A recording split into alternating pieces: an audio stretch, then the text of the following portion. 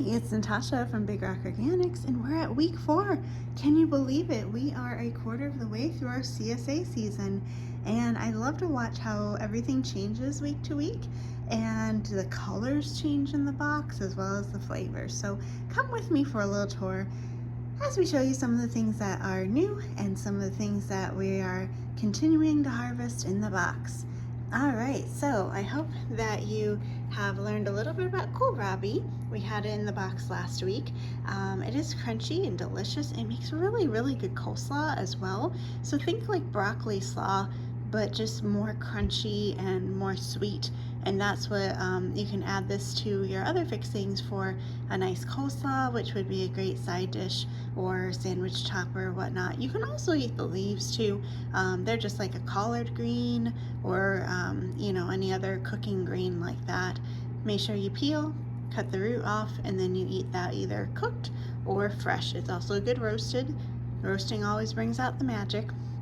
We continue to have sugar snap peas and also some snow peas. I think we do have a few snow peas that got thrown into the seed by accident, but they are super yummy. Snack on them, cook them if you like, put them in a stir fry. We made a stir fry this week with all the goodies. Some of our go-to things that we do every week is a stir fry or a curry at the end of the week to just kind of use up the box and get your fridge cleaned out for the next thing. And so all the veggies work so very well for different dishes like that, and there's really no end to the creativity that you can do. We've got beets making a comeback. We try to give you a variety of things, and so, you know, a few weeks here and a few weeks there of different things. So we've got some beets. Now I'll recommend, I do love pickled beets because they do last for a little while in the fridge. They're really good on top of salads, but you can also do delicious beet salads. I enjoy in particular like a beet and feta and pistachio salad, but you know, think cold salads that are easy to prep and make and eat in the hot weather. And of course those greens are edible as well.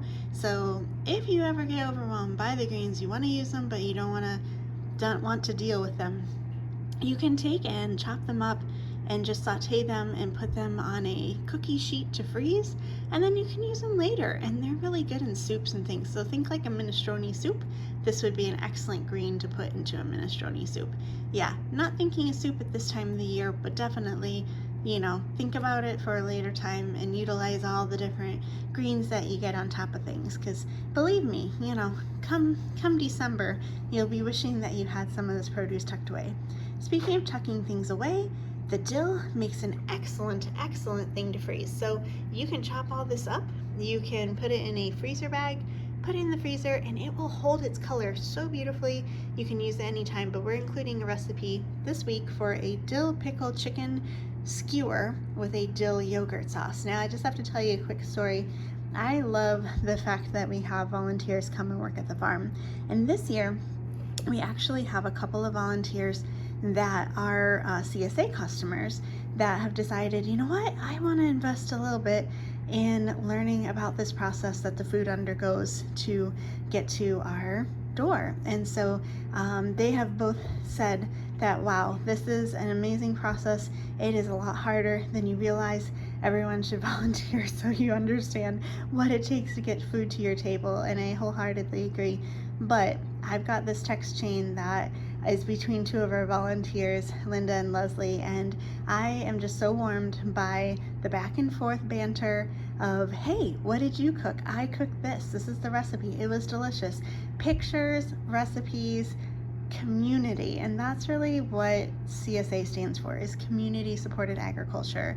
And you are our family for the season, and we want to interact and share with you and get inspired to not only like eat healthy, but also find a lifestyle that promotes sitting down to dinner together, eating food that has flavor and has heart and has love in it.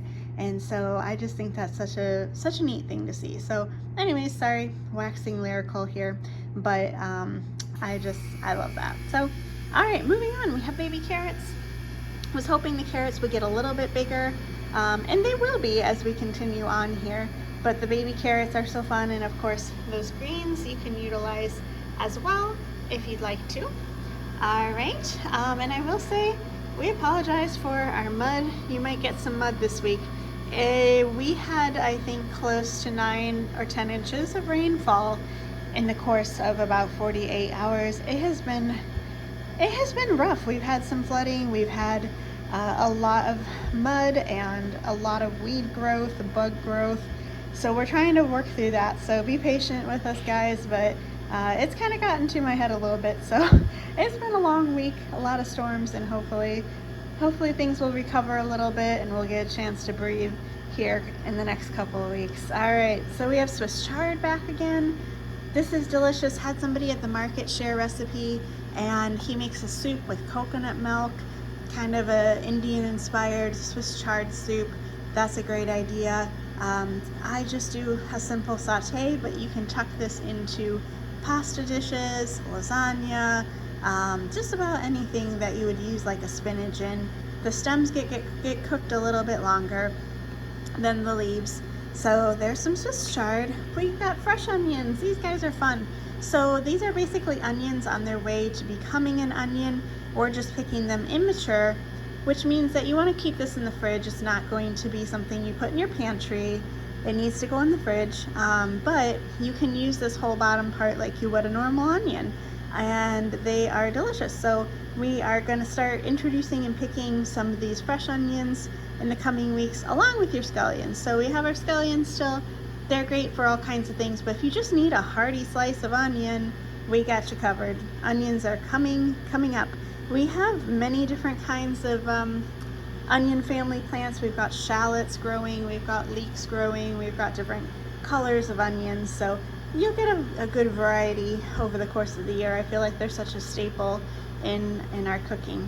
Zucchini, of course. Oh my goodness, the hot weather is bringing on zucchini. We'll have in the coming weeks patty pan squash is starting to mature, which is another fun one in that family.